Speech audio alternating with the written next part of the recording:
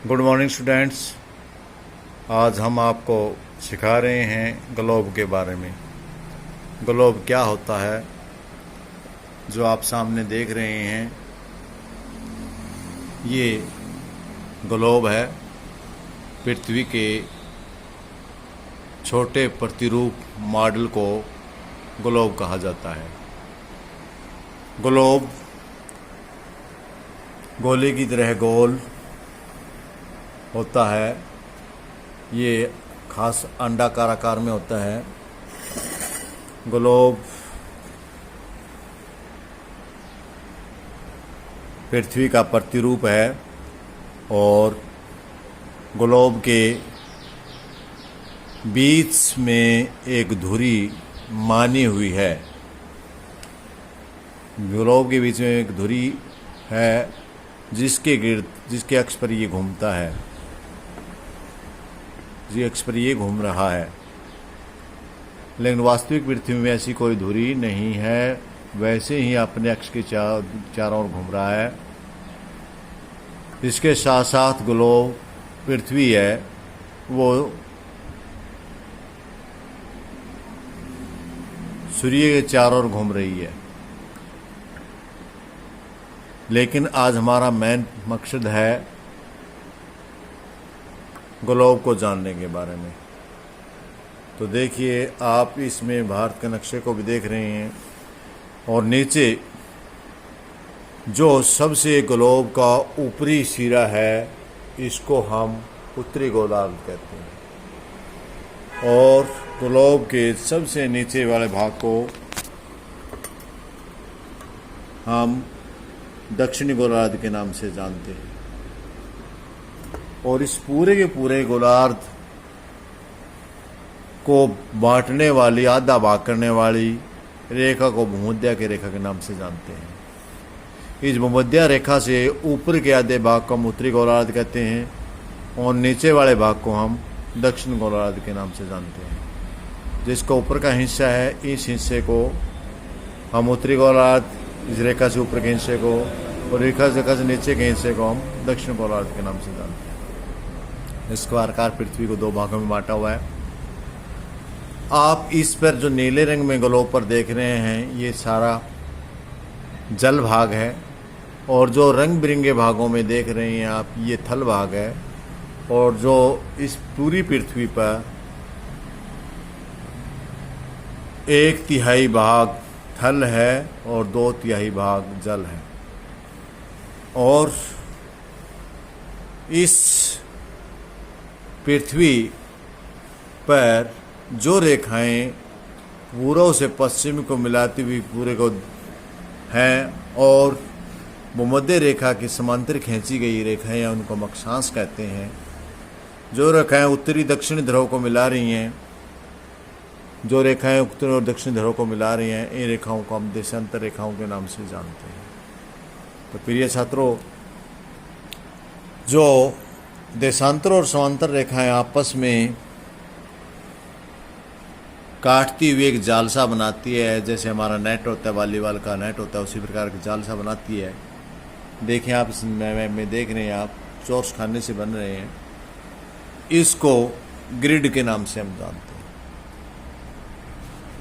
तो जैसा कि थल भाग है उसको 7 महाद्वीपों में बांटा हुआ है, जल भाग है उसको 5 महासागरों में बांटा हुआ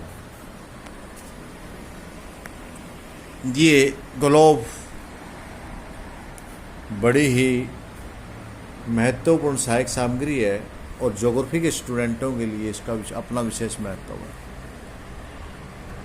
ग्लोब के माध्यम से हम पृथ्वी के वास्तविक रूप को जान पाते हैं और इसके ऊपर विराजमान भिन्न भिन्न देशों को भी हम देख सकते हैं।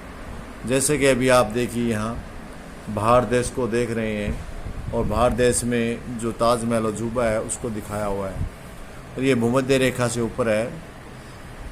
श्रीलंका हमसे गर्म क्यों है? क्योंकि ये भूमध्य के नज़दीक है और हम भूमध्य रेखा से धीरे धीरे दूर होते जा रहे हैं।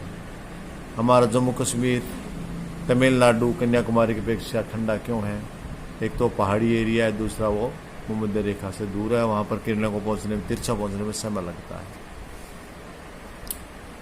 अब इस ग्लोब पर जो रेखाएं हैं उनके बारे में हमने जाना। जो उत्तरी गोलार्ध के बीच में से भूमध्य रेखा से ऊपर उत्तरी गोलार्ध भारत के बीच में से गुजर रही है, उसको हम कर्क रेखा के नाम से जानते हैं। भारत के मध्य से गुजरती हुई रेखा, ये रेखा हमारी भोपाल के अंदर से बीच में, बिल्कुल भारत के बीच से गुजरात, मध्य प्रदेश, बिहार और दूसरे प्रांतों से होती हुई गुजरती है बीचों बीच। इसका कर्क का नाम दिया जाता है। इसी प्रकार दक्षिण भाग गोलार्ध के मध्य में से गुजरने वाली रेखा को मकर रेखा के नाम से जानते हैं। तो प्रिय स्टूडेंट्स, आज आपने रेखाओं के बारे में, ग्लोब के बारे में, ग्लोब क्या होता है, ये पृथ्वी का प्रतिरूप है, मॉडल है। पृथ्वी नहीं बल्कि पृथ्वी का एक मॉडल है, उसका रूप है, उसको हम ग्लोब कहते हैं। इसके अलावा स्टूडेंट्स, ग्लोब के कारण हम पृथ्वी की दो गतियां हैं उनको समझ सकते हैं। पृथ्वी की एक पहली गति है परिक्रमण, जिसमें पृथ्वी अपने अक्ष के चारों ओर घूमती है, इसे हम परिक्रमण का नाम देते हैं।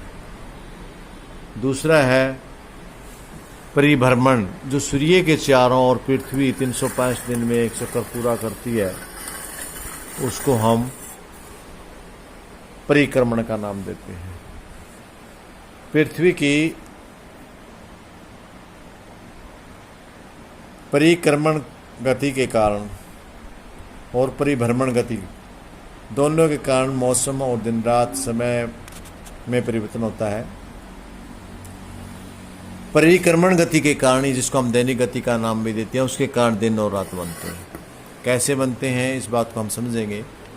जो भाग सूर्य के सामने होता है वहाँ दिन होता है।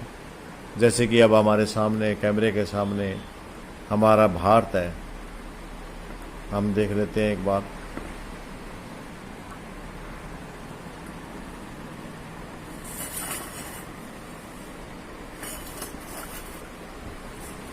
तो आप नक्शे को देख रहे हैं, जो भाग कैमरे के सामने है वहाँ दिन है, और जो कैमरे से पीछे है वहाँ रात है। अभी देखिए हमारे कैमरे के सामने भारत आ गया है, तो यहाँ इस समय भारत पर जो क्षेत्र सामने दिखाई दे रहा है वहाँ सूर्य किरणें पहुँच रही हैं, वहाँ पर दिन है, और जो इसके पृथ्वी के पीछे अंधेरे में है वहाँ रात है। जो धीरे धीरे पृथ्वी पश्चिम से पूर्व की ओर घूमती है, तो हमें सूर्य पूर्व से उदय होता हुआ दिखाई देता है। इस प्रकार हमारे दिन रात बनते हैं। परिभ्रमण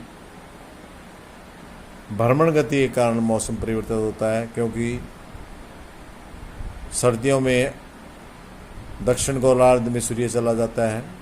पृथ्वी इसी अवस्था में होती है कि पृथ्वी का दक्षिण गोलार्ध पृथ्वी सूर्य के सामने होता है, उत्तरी गोलार्ध दूर होता है, और ग्रीष्म काल में उत्तरी गोलार्ध सामने होता है और दक्षिण गोलार्ध सूर्य से दूर चला जाता है। इसलिए पृथ्वी के उत्तरी गोलार्ध में गर्मी होती है और दक्षिण गोलार्ध में ठंड होती है। पृथ्वी का ऐसा सुंदर मौसम परिवर्तन, दिन रात का ऐसा परिवर्तन पृथ्वी की 6.5 अंश पे झुके होने का कारण है। यदि 6.5 अंश पे हमारी पृथ्वी नहीं झुकी होती, जैसे ग्लोब में दिखाया हुआ आपको देखिए, ये ग्लोब हमारा सीधा है, सीधा न होकर के, ये हमारा सीधा ना होकर के बल्कि 6.5 अंश की डिग्री पर मुड़ा हुआ है, घुमा हुआ। जो खड़ा है स्टैंड पे 90 डिग्री पे ना खड़ा होकर के 6.5 अंश पे खड़ा है, और इसी के कारण हमारा दिन रात मौसम परिवर्तन होता रहता है, भिन्न भिन्न प्रकार के मौसम। तो स्टूडेंट्स, आप ने मानचित्र के अपेक्षा भी ग्लोब ज़्यादा समझने में आसान है, क्योंकि मानचित्र चपटा होता है। मानचित्र पर हम उस चीज़ को वास्तविक रूप में नहीं समझ पाते जैसा कि हम ग्लोब से समझ पा रहे हैं। तो स्टूडेंट्स, ग्लोब बहुत ही महत्वपूर्ण है आपकी ज्योग्राफी में, और इसको समझना, इसके बारे में समझना भिन्न भिन्न प्रकार का, क्योंकि इसमें 5 महासागर हैं और 7 महाद्वीप हैं। यूरोप महाद्वीप, ऑस्ट्रेलिया महाद्वीप, दक्षिणी अमेरिका, उत्तरी अमेरिका और ऑस्ट्रेलिया, अंटार्कटिका आदि, और प्रशांत महासागर, लाल महासागर, अंटार्कटिक महासागर और नॉर्थ ऑफ पैसिफिक ओशन सागर, ये बहुत सारे, प्रशांत महासागर, लाल सागर, हिंद महासागर, काफ़ी महासागर 5 संख्या में हैं, जो काफ़ी बड़े महासागर हमारी पृथ्वी पर मौजूद हैं, जो कि नक्शे में नीले रूप में दिखाए गए हैं, और जो हमारा महाद्वीप है वे रेड कलर में दिखाए गए हैं। और इस प्रकार आप ग्लोब के बारे में जानकारी हासिल कर सकते हैं। इस जानकारी के लिए आप लोगों को विशेष बहुत बहुत धन्यवाद।